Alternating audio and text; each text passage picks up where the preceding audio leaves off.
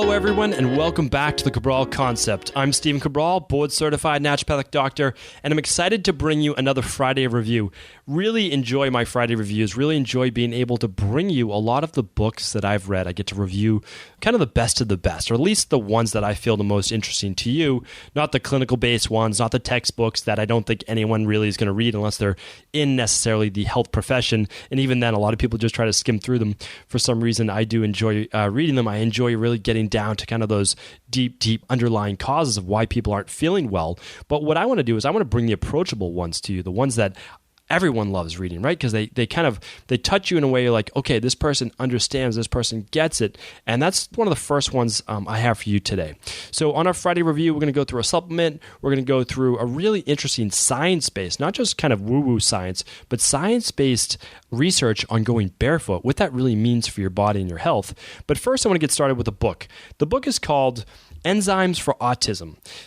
And it's called Enzymes for Autism and Other Neurological Conditions. Well, neurological, what does that mean? Well, it has to do with the nervous system and not only how the body functions, so basically how the nervous system tells the muscles how to act, but also neurology and how it affects the brain too. So, any kids with, let's say, sensory-based issues, and adults as well, migraines, ADD, Asperger's, bacterial-based issues, chemical sensitivities, pain, chronic fatigue, chemical sensitivities. That's how important it is, because I see so many people in my practice who come in and they're kind of like, they're sensitive to perfume smells. They're sensitive to like cigarette smoke, like everything in the environment is kind of a sensitivity for them. And why that is, that's, it's just strange that someone's sensitive to that many things. But we know the reason why now as well.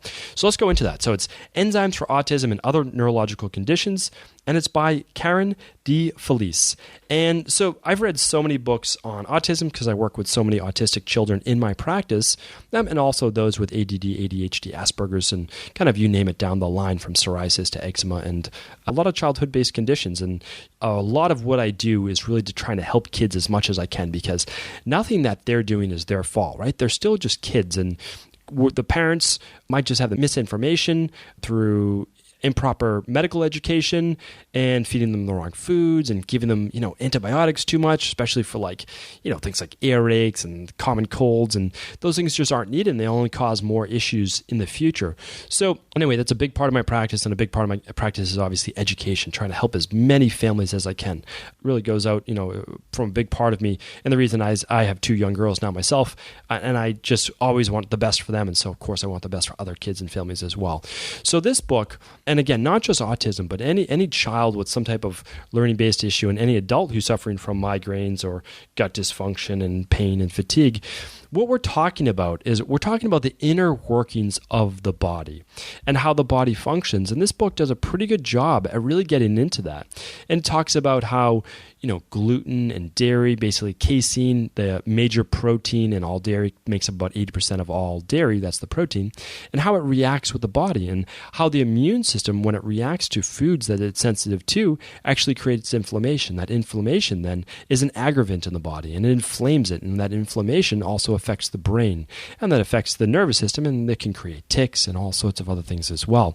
And so the author, I think, does a pretty good job at really going into how detoxification, sleep patterns, melatonin, how a child's bowel movement is, specialty foods, fatty acids, removing candida, yeast, parasites, or at least looking for them if they do have that, reintroducing probiotics at the right time, looking at specific amino acids, sulfur for helping with detoxification, looking for zinc deficiency or even copper toxicity, which you can find on a hair tissue mineral analysis, making sure magnesium and calcium are in balance, all the vitamins that the child isn't missing, any specific vitamins, especially the B vitamins like B6, B12, really, really important.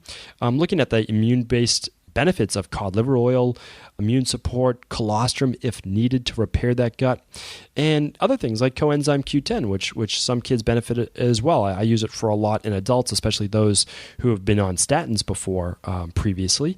And so again, it gets into that. It really looks into malabsorption-based issues, and even if you're giving the child the right foods, how it might not be being absorbed by the gut, and how that affects the brain too. So it's about a 300-page book, worth checking out if you're into looking for more in-depth research on autism. And there's other books as well. Like, this isn't the only one. It's not the end-all, be-all, but it's a start to your education. The GAPS protocol is also a nice one to look at. But again, not the end-all, be-all. It's not a one-size-fits-all approach, but you can start to see what matters. And everyone talks about the gut. Everyone talks about the microbiome. And the reason for that is that 70% of all of your immune system lies within the lining of that intestinal wall. And that intestinal wall is about 20 plus feet, depending on your age and size, in the human body. And so, adult might be 28 feet, 29 feet.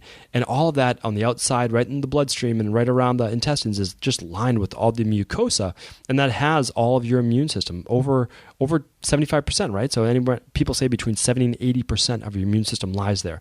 That's why it starts there, and you really do have to fix that. Now, I've worked with so many different cases, and the results have just been fantastic. I could go on, but I'm only, on this first part of the Friday review, and I've talked about autism in the past as well, and just so vitally important that you look at the gut first and then go from there. All right, great book. Next up, we're looking at a supplement for kids. So we have two great things for kids on this show. So the second one is, I use a product. I don't love to use too many gummies in my practice. And the reason is that they always have to have that binder, that's something like tapioca starch or something like that to make it a gummy. But there's a product called Vitamin C. It's a vitamin C gummy by Nordic Naturals, and it's a really nice one for kids. And the reason is it doesn't have any artificial sweeteners. It doesn't have any artificial dyes in it. It's non-GMO. It's third-party tested, so I can feel comfortable giving it to people. Now, it has, I believe, 250 milligrams of vitamin C for every 2 gummies, I believe. I'll check on that. But obviously, very easy for you to look in the back of that label as well. And that's a nice dose. It's a high dosage, of course. So it's a high dosage for children when they are not feeling well, right? So we need extra vitamin C when we're not feeling well. And the reason is that vitamin C, it works with all the other processes of the body. So vitamin C has been shown to not be that strong as an antioxidant. I mean, like, not as strong as vitamin E, not as strong as glutathione or those. But here's the thing which people forget is vitamin C is a recycler of those other stronger antioxidants. So in my opinion, it's always your first go-to because it makes all the other antioxidants that much stronger. So really a big fan of vitamin C for energy, for decreasing histamine load, and for obviously getting well. So it's part of my children's wellness protocol. To see the entire protocol, simply go to stevencabral.com/store, and you'll see the kids protocol that I always have on hand at my house. So meaning, like, I don't want to have to wait to get it if my kids are ever sick, because we use that right away. Right the first sign of a cold, we're using our specific brands of thyme and echinacea and elderberry. We're using this vitamin C, and we're also using our vitamin D as well. So really great protocol. It's worked for me since my 2 girls have been born, and they're obviously still young, and it's kept them from ever having any major issues. And again, when those major issues come up, we deal with it with these specific protocols. So really great. Wholeheartedly recommend this as just one part of the protocol, not the whole thing, because remember, no one supplement is ever the end-all, be-all. They're all part of a system that helps people get well. All right, next, and of course, we'll link to that in the show notes. So our last topic for the day is going barefoot. So there's a science, and it is a science, and it's called grounding or earthing. So this is really interesting because when it was first talked about, people thought it was pseudoscience. So here's the thing. A lot of people say, like, oh, natural medicine is quackery and there's no science behind it. And it's just, anyone who says that simply hasn't done the research. They're not in the know, or there's someone that's literally paid to put down natural medicine because it's growing so quickly. Natural medicine has also been here since the beginning of time. It's been tried and tested over 10,000 years with certain herbs and foods and all of those things. We know it works, and I see it work every day in my practice. And of course, I'm not the only functional medicine doctor or naturopathic doctor or Ayurvedic doctor that does this work. So again, it's not just me. I've learned from thousands of books I've read and all the different mentors that I've had and all my internships overseas and in the US. So one thing I do have to say, though, is there's a lot of things we can do that aren't through food and that aren't through nutritional supplementation. So things like infrared saunas or dry brushing or massage or, a lot of these meditation, qigong, tai chi. But here's an easy one. It's something called grounding or earthing. And what it means is basically our soles of our shoes, the rubber or the plastic soles, they block us from actually being connected to the earth. And believe it or not, the earth has these electrons, so these negative ions. Now, negative, it sounds like it's a negative thing or it's bad, but it's actually a good thing. So we get these negative ions that come into our body. And what does it do? Well, it helps. There's this process called agglutination. It can make our blood cells sticky. It can, knock off the ions on the negative ions on the outside of all of our red blood cells. So they start to connect. They start to get sticky. Well, what they've shown now, and again, this is not just woo-woo, quackery, anything like that. This is the U.S. National Library of Medicine, National Institute for Health, and this is something called PubMed. PubMed is like the resource that most doctors go to when they're looking for research. There's a great abstract or paper that shows very straightforward that earthing, so again, what is earthing? Let's get back to it. Earthing is walking on the earth's natural surface. That means walking over rocks, walking over grass, especially first thing in the morning when there's that little bit of dew on the grass, or walking on the beach, walking next to the water's edge. That's probably the most amount of negative ions and electrons from the earth that you could possibly get, is walking right near this water's edge. And that's why so many people really love the beach. They love walking along the water. There's a reason for that.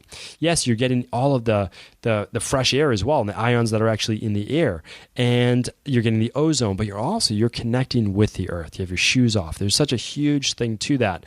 And now they're showing that, well, what is it doing? Well, it's helping your circadian rhythm. So it's helping to get you back in the natural rhythm of the earth, going to bed, by that 9 o'clock, 10 o'clock hour, waking up when the sun starts to come up without an alarm clock. You're going to get that deeper sleep. You're going to get reduced pain. The reason you're going to get reduced pain and overall, benefits of feeling positive and all that is because you have a decrease in inflammation. So it improves your mood as well.